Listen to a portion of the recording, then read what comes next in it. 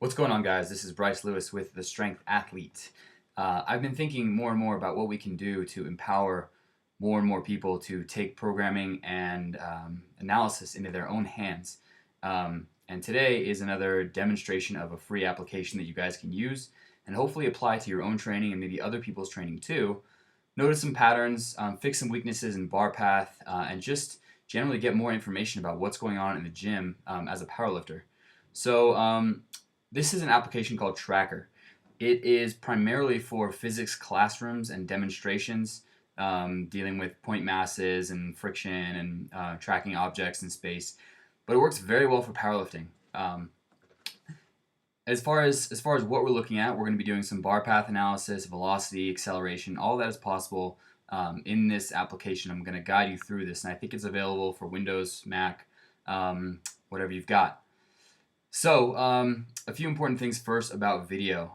Smaller video clips work better simply because it allows it to render and edit through clips faster. This is Sergio Zamora, one of the strength athletes right now, and it's best if we have a clip from the side with good lighting and around waist high, and generally I'd like to see full length so that you can get a reference point of something in space. But as long as you know the dimensions of something in the frame, then that should be good enough. So I'm going to guide you through how to do this. So first you'll go to File, you open the file, and you will open up a video. Sound, not really important, so we've got the frame here. Now, what we're going to do is start putting in some metrics so we can better assess things. I'm going to click on this button here, and this will show coordinate axes, and I'm going to want to place this right along the path of the bar here. So once I've got that set, I can turn it off because I don't really need to see it anymore. And what is important though is if I go to create, and I need to create a calibration tools. So I need a stick here, and it brings up this blue stick, and all I'm going to do is drag this to the dimensions of something that I know. And I'm assuming this power rack is pretty standard at 3 feet. So I'm going to call this 36 inches. And generally it is, but measure your own rack or just something in the object. You can use your own height. That's why I generally like to see a full height of someone, but this is perfect. If you know the width of the plate, you can use that too. Just basically anything on the frame that you know the exact dimensions of, that makes the calculations more accurate. So once we've got that on, we can go up here and just hide this so it's not visible in the frame anymore. Now, we need to create something so that we can track. We're going to go to create, and we're going to create a point mass. And it's going to call this mass A, and it restarts the video. So what I want to do is scrub forward in the video until he's just about to squat. So we see him getting ready to unrack. We see him start to set up here, and so we need to go back just a little bit. That looks perfect to me. Okay, I need to shift and then click on the frame, and I tried the end of the bar here, and usually the end of the bar works great, but we just need some fixed object, a template for it to grab frames from. So I'm going to try right here, and I tested this already, so this little section of the spring clip here works very, very well. All right. Now I'm going to click on Mass A here. I'm going to click on Auto Tracker, and it's going to open up a separate window here. Now, the idea here is that we need to give it something to search for frame by frame so that it continue to gather good data through this. So I need to hold down Control and Shift, and now I change to a different style of cursor, and it pulls up this window, and you can see the template here. That's essentially what it's going to try to match frame by frame. Now I think that's a little on the small side, so I'm going to give it more to look for, and that looks great to me. So here's my template. Here's what it's going to try to match frame by frame. Now I let it do the work. All I'm going to do is hit search. So what it's doing right now is going frame by frame and trying to match this spot and get a data point for the point mass that's called mass A here, each frame. So if it's good enough, it's just going to match it automatically. You can see it gathering data here, and you can actually see what it's matching each frame. So it's doing very well, so it's matching automatically. And I've got to let it stop at some point, otherwise it's going to try to do the entire video. So you can either do a single rep or you can do multiple reps. I'm just going to do this single rep so we can show you guys exactly what happens. Now this works very good on squats and very good on deadlifts. I haven't tried it so much for bench press, but you're more than welcome to, and I'd love to see some footage and some experience of what's going on. All right, so he's got to the top. I've clicked stop. Now the fun begins. So we've got everything really tracked there. So I can click close on this. And what we can do now is take a look and click this to show the paths. And now I can hide the numbers as well. And you can see that this is the path that he took. And it's pretty vertical. And the better footage you have, the more data points you'll have. But I really like what's going on here. And we can see kind of that on the way down, he's almost perfectly straight. On the way back, he's got this little backswing as he comes up there, comes up a little bit high, and then the bar rests back down into position. So the cool thing is you can do multiple reps and compare them. All I would do is click create and click another point mass, and it would create a mass B that we would use, and I can show you guys that as well. But the nice thing here is that we have some graphs that show exactly what's going on. Now, this is for mass A, since this is what we're looking at, and right now we've got position, the X value. So you can see starts here, goes a little bit of fidgeting, and then drops down, and this is the actual repetition where he drops down and then back up and continues. So if you want to change these, it's a good idea to keep the horizontal axis as time. The vertical axis we can change, and we have a lot of options. A lot of these aren't really meaningful for the powerlifter, but I think that the velocity Y component is a good idea. So we can see here the velocity is negative because he's going down, and this shifting here is just inefficiencies in the application itself. As we go up, here's the probably right at the bottom of the squat here, and you can click on individual data points and see what's going on.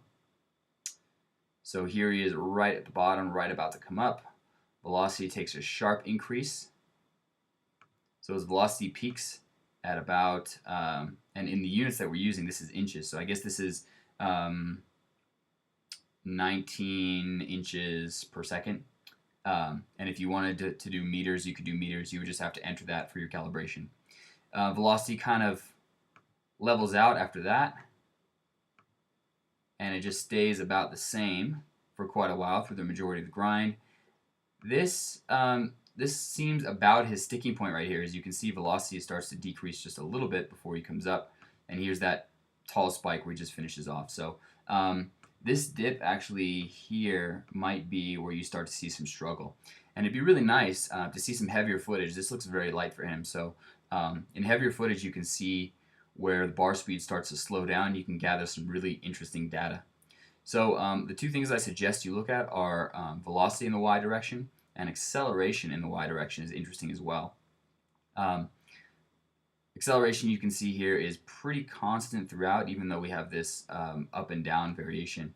But you can see it settles basically right above zero acceleration, so for the units that we were using. And do take a look at that. I think it's some really interesting stuff, and like I said, we're just trying to empower more people to gather more useful data. So I'll go through it one more time. Let's choose a different squat. Let's go ahead. And here we go. So again, I go to create. I create a point mass. Now I've got mass B.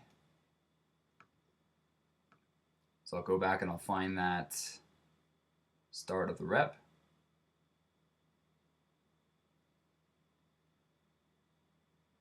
Yeah.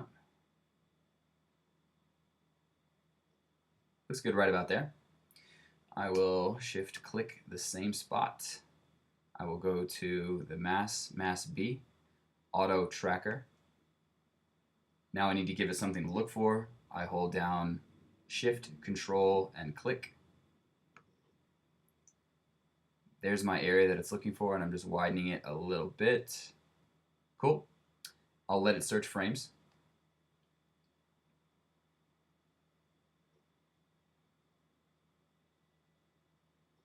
So here's something that happens. It's got a frame that it's not really sure what's going on, so we can either accept the match or skip the frame. And here I'm going to say skip the frame and let it try to search the next one.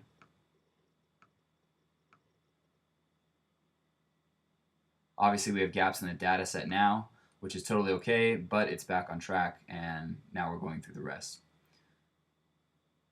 So that's looking much better. So we have a few data points missing up at the top. That's perfectly fine.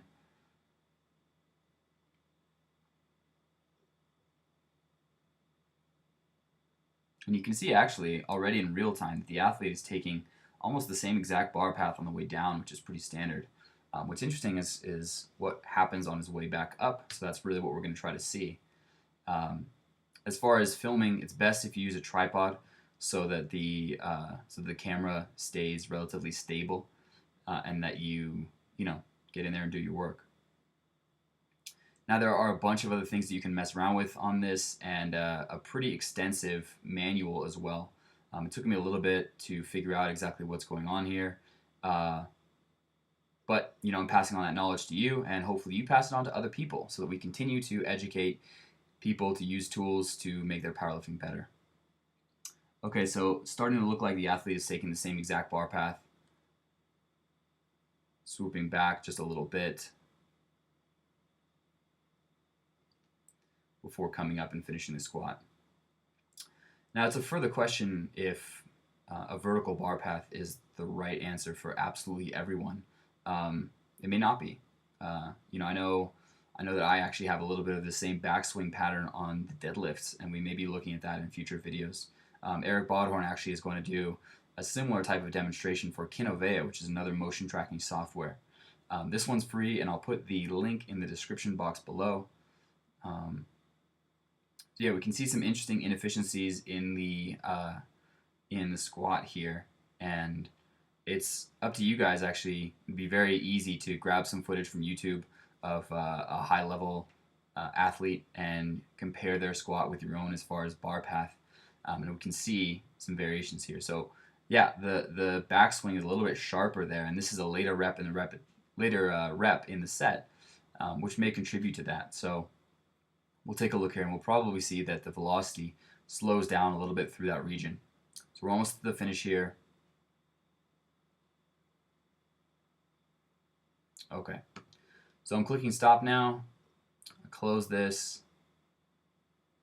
and now we've got some more data here for this athlete.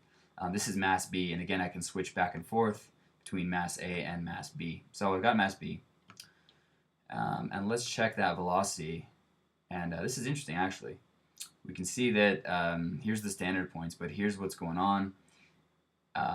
Here's that dip in velocity that I was talking about. As the athlete starts on his way up, velocity slows to an all-time low here before coming back up. And this is a typical pattern for tough squats. We're on our way down.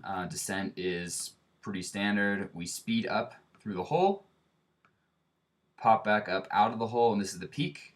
Right here, velocity starts to slow through the toughest part of the squat before we pass the sticking point and we speed up through the finish. Okay, I'll let you guys explore that on your own. If you have any questions, shoot me an email, bryce@thestrengthathlete.com. Otherwise, pass this on to other people. I really want people to be empowered and start to track footage on their own. This is it takes a little bit of learning, but once you get past the learning curve, there's a lot of meaningful data to gather. So get to it.